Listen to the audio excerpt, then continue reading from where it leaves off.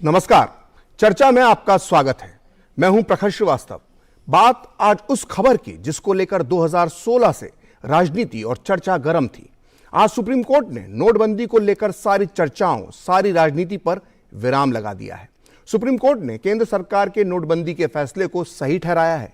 5 जजों की संविधान पीठ ने कहा है कि 500 और 1000 के नोट बंद करने की प्रक्रिया में कोई गड़बड़ी नहीं हुई है।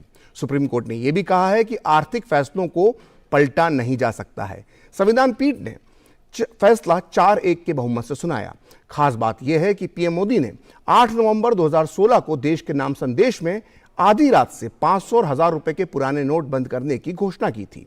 इस निर्णय से सरकार काले धन, टेरर फंडिंग और नकली नोटों पर लगाम लगाना चाहती थी। अब 6 साल बाद जब सुप्रीम कोर्ट का भी फैसला आ गया है, तो आज चर्चा में हम इसी मुद्दे पर बात करेंगे कि नोटबंदी का फैसला अपने लक्ष्य को प्राप्त करने में कितना। स्टूडियो में हमारे साथ मौजूद हैं वेद जैन, जो टैक्स एक्सपर्ट हैं, आर्थिक मामलों के जानकार हैं और एक जाना पहचाना चेहरा है। वहीं हमारे साथ मौजूद हैं वरिष्ठ पत्रकार शिशिर सिन्हा, जो आर्थिक मामलों में पैनी नजर रखते हैं। शिशिर जी, आप एक पत्रकार हैं और आप राजनीति के साथ आर्थिक मामलों दोनों को समझते हैं। तो 2016 से ही इस मुद्दे पर बहुत राजनीतिक बहस हो रही थी। अब जब कोर्ट का फैसला आ गया है तो तस्वीर कितनी साफ हुई है?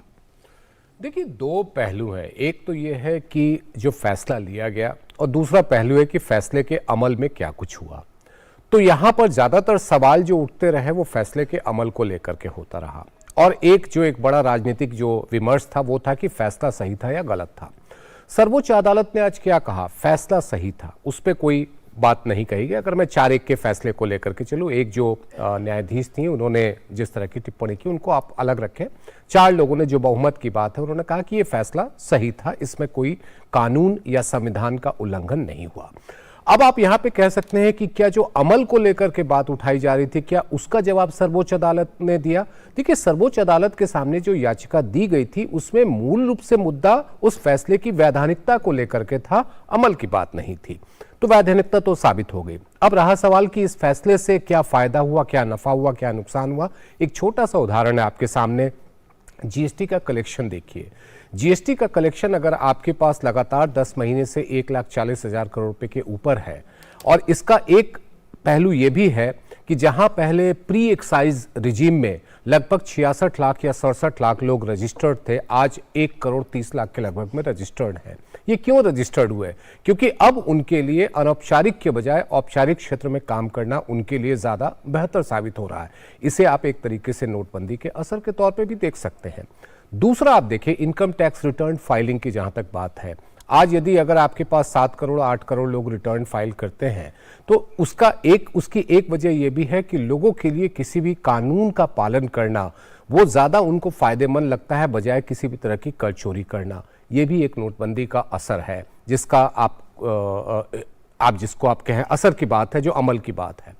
अब वही सवाल बार बार उठता है कि ये जो विमर्श है कि एक राजनीतिक दल कहता है कि ये गलत हुआ, दूसरा राजनीतिक दल कहता है कि नहीं इसमें ये सही था, ये विमर्श कभी खत्म नहीं होने वाला है। लेकिन आज सर्वोच्च अदालत के फैसले के बाद उम्मीद की जानी चाहिए कि इस बहस में हम तर्क ज़्यादा देखेंगे बजाय इस चीज़ के कि हम केवल एक राजनीतिक उद्देश्य से किसी विमर्श को आगे बढ़ाते हैं।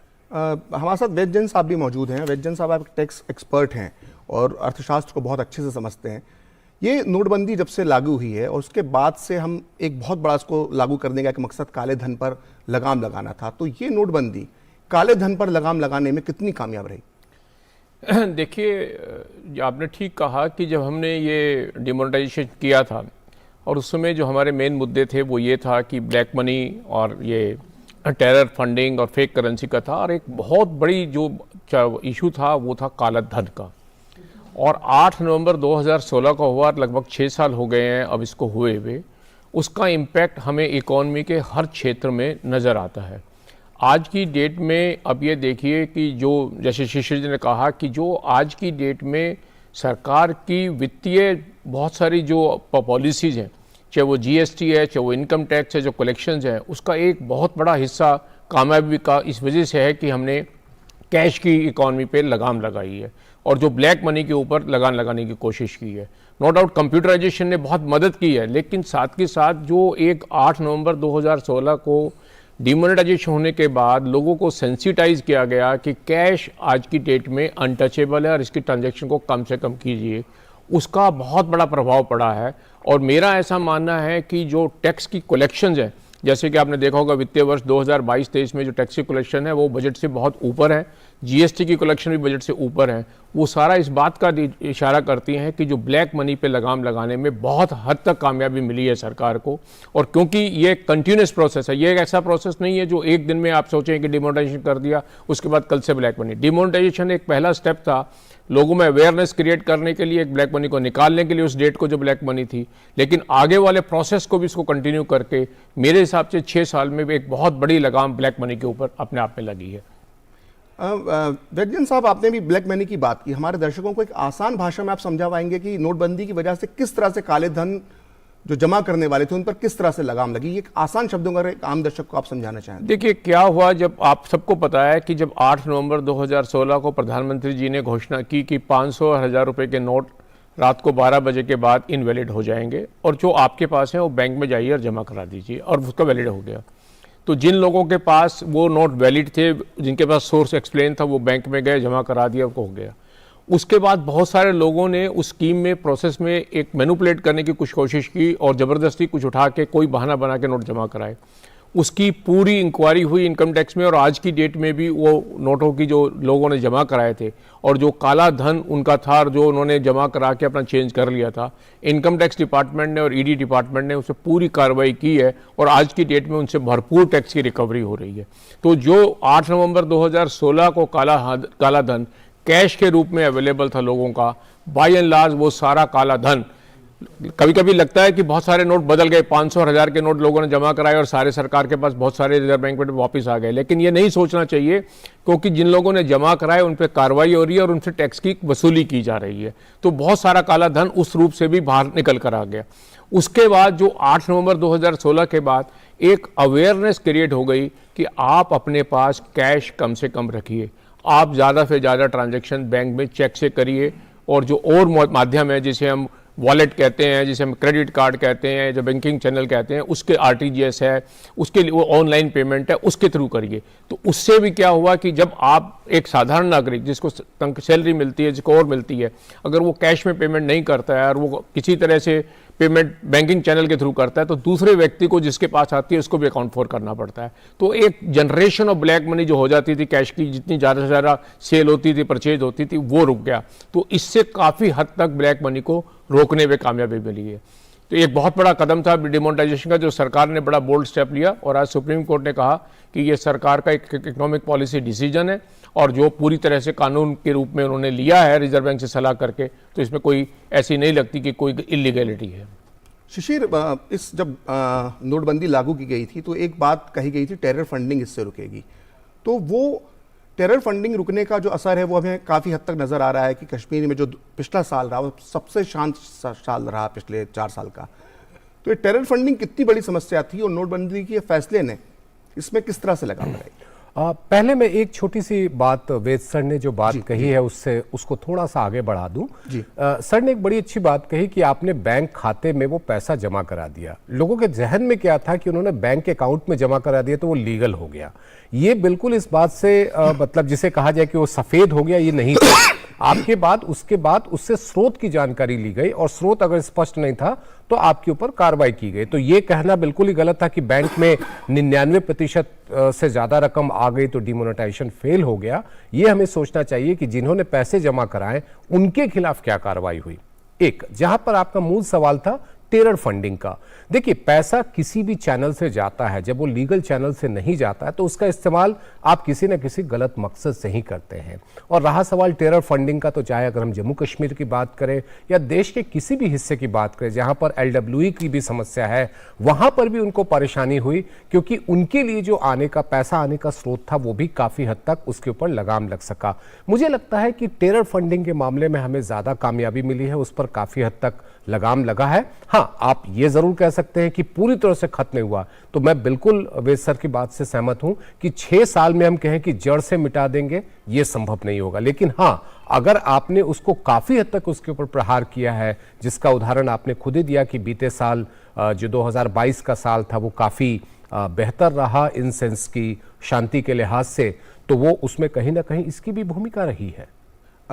आप दोनों बहुत बेहतरीन जानकारी इस मुद्दे पर दे रहे हैं, और लेकिन फिलहाल एक वक्त एक ब्रेक का। ब्रेक के बाद हम इस मुद्दे पर चर्चा जारी रखेंगे और हम बात करेंगे कि नोटबंदी के फैसले के बाद डिजिटल पेमेंट किस तरह से भारत के अंदर आगे बढ़ा है और उससे क्या लाभ हुए हैं, इस पर हम बात करेंगे ब्रेक के बाद। फिलहाल लेते हैं एक छोटा सा ब्रेक। नए साल में अपने सपनों को साकार करें बैंक ऑफ इंडिया के साथ। बैंक ऑफ इंडिया अपने सभी ग्राहकों, हितधारकों एवं शुभ चिंतकों को नव वर्ष की हार्दिक शुभकामनाएं देता है। बैंक ऑफ इंडिया, रिश्तों की जमा पूंजी।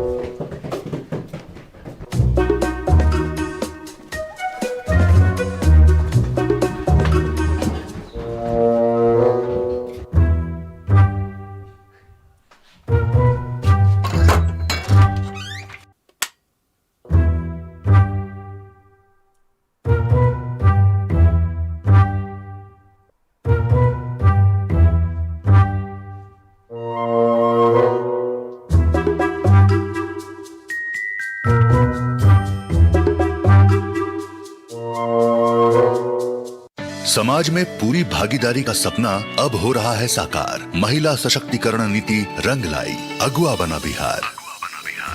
बिहार सरकार की ऐतिहासिक पहल से बिहार पुलिस बल में महिलाओं की हिस्सेदारी में देश का नंबर 1 राज्य बन गया है। वर्तमान में बिहार पुलिस बल में 28,960 महिलाएं कार्यरत हैं, जो कुल पुलिस बल का 28% है। आरक्षी से लेकर उपाधीक्षक पद पर कार्यरत महिलाएं देश और समाज की सेवा में लगी हैं। ये भागीदारी ऐसे ही बनी रहे, इसके लिए 2013 से बिहार में पुलिस भर्ती में 35% पद महिलाओं के लिए आरक्षित किया गया है। बढ़ रही महिलाओं की भागीदारी, अब बदलेगी दुनिया सारी। महिला एवं बाल विकास निगम बिहार द्वारा जनहित में जारी। हमारे खास कार्यक्रम चर्चा में आपका एक बार फिर स्वागत है। हम बात कर रहे हैं सुप्रीम कोर्ट के उस फैसले की जो नोटबंदी पर आया है। सुप्रीम कोर्ट ने नोटबंदी के फैसले को सही ठहराया है, और इसी पर चर्चा करने के लिए स्टूडियो में हमारे साथ 2 खास मेहमान हैं, वेद जैन साहब और शिशिर सिन्हा जी। वेद जैन साहब, मैं आपसे ये जानना चाहूँगा कि हम ब्रेक के पहले हमने कई मुद्दों पर बात की, लेकिन नोटबंदी का जो सबसे बड़ा लाभ, जो सबसे ज़्यादा असर जो अब इस देखने में आया है पिछले 6 साल में, वो ये आया है कि डिजिटल पेमेंट एकदम से उस पर बहुत तेजी से इजाफा हुआ है। अगर मैं आंकड़ों की बात करूं तो 15-16 में 11% डिजिटल लेन देन हुआ था, और वो संख्या बढ़कर 21-22 में 80% के आसपास पहुंच चुकी है। तो डिजिटल पेमेंट भविष्य में भारत के लिए कितनी बड़ी आर्थिक क्रांति बन सकता है?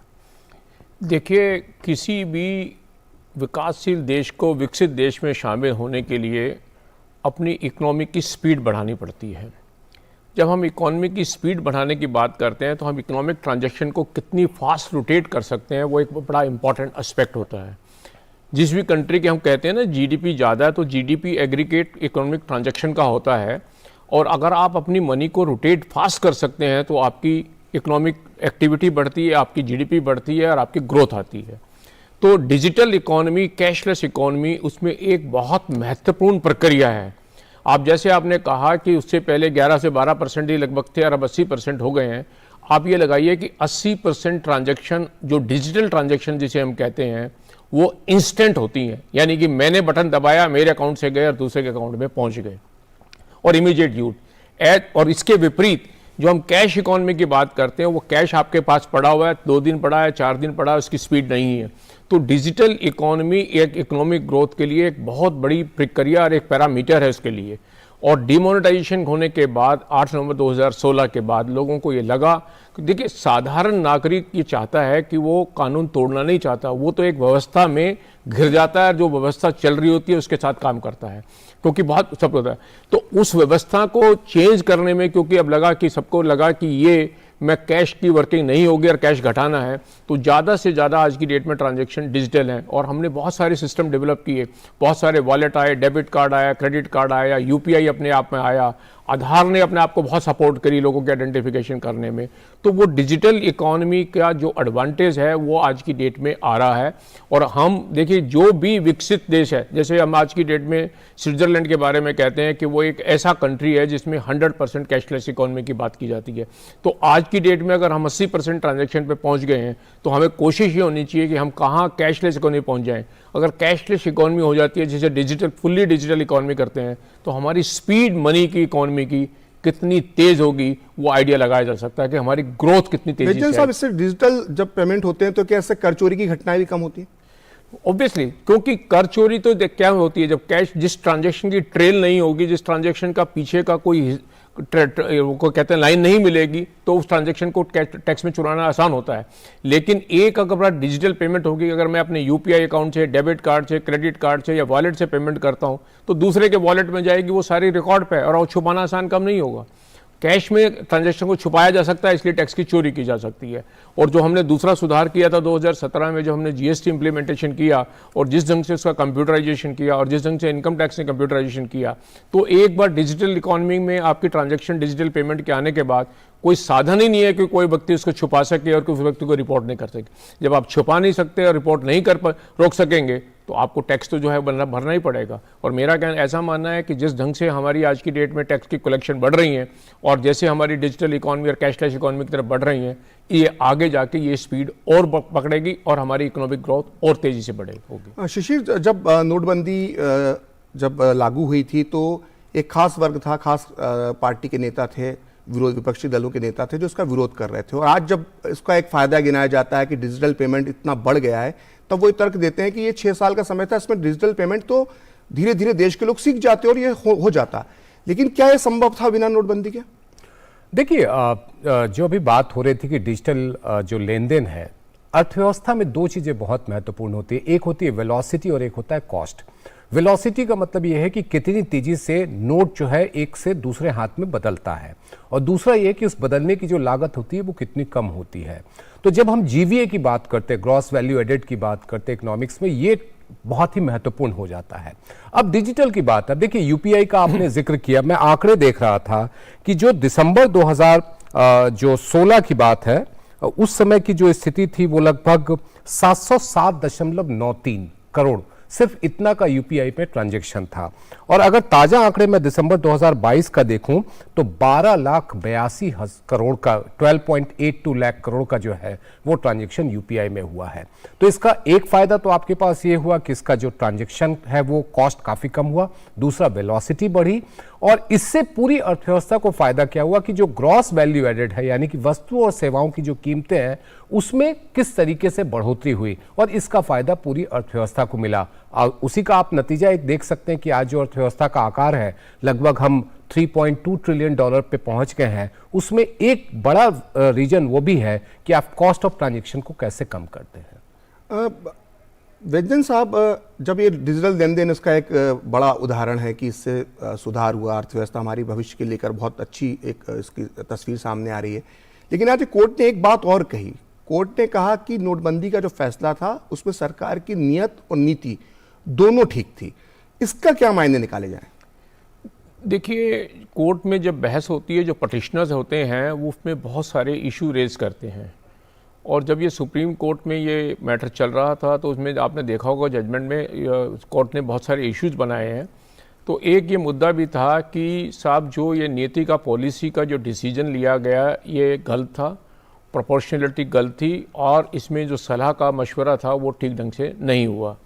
तो कोर्ट ने ये कहा कि देखिए, जो सेंट्रल गवर्नमेंट ने एफिडेविट फाइल किया है उसमें उन्होंने अपने ऑब्जेक्टिव को बहुत क्लियरली बताया है कि terror funding, fake note currency और ब्लैक मनी ये मेन मुद्दे थे जिसकी वजह से ये फैसला लिया गया। और ये फैसले इकोनॉमिक पॉलिसीज़ के फैसले हैं, और इस फैसले को लेने में ये सरकार ही इसको डिसाइड कर सकती है, कोर्ट इस बात को बैठ के डिसाइड नहीं कर सकती। और क्योंकि इसके बारे में जो बेनिफिट्स हैं आज की डेट में काउंट करने के, उसमें कोर्ट को जाने की जरूरत नहीं है, क्योंकि जो डिसीजन लिया गया था वो आर्बिट्रेरी नहीं था, वो बड़ा कॉन्शियस डिसीजन था उन फैक्टर को लेके। और 6 महीने की सलाह मशवरा करके रिजर्व बैंक ऑफ इंडिया और सेंट्रल गवर्नमेंट में टाइम टू टाइम सलाह मशवरा हुआ है, तो एक कॉन्शियस डिसीजन था। तो ये कहना कि सरकार का डिसीजन एक आर्बिट्रेरी था और वो नहीं था, वो गलत है। और सरकार ने बड़ा कॉन्शियस और सब बातों को ध्यान में रख के एक डिसीजन लिया है।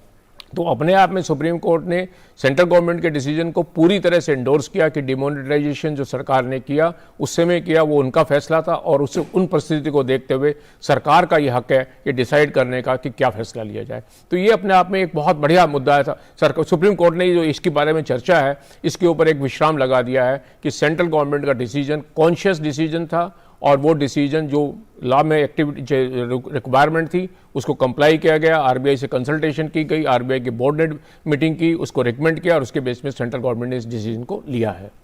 विजयन साहब, बहुत बहुत धन्यवाद। आपने जो कहा कि इस चर्चा पर अब सुप्रीम कोर्ट के फैसले के बाद विराम लग गया है, लेकिन नोटबंदी के जो अर्थ निकल रहे हैं, नोटबंदी से जो भविष्य की अर्थव्यवस्था तैयार हो रही है, उस पर काफ़ी और भी चर्चा की जा सकती है, लेकिन समय का अभाव है। मैं अपने दोनों मेहमान विजयन साहब और शिशिर सिन्हा दोनों का धन्यवाद कहना चाहूँगा। और हमारे इस खास कार्यक्रम चर्चा में फिलहाल इतना ही। देखते रहिए डीडी न्यूज़।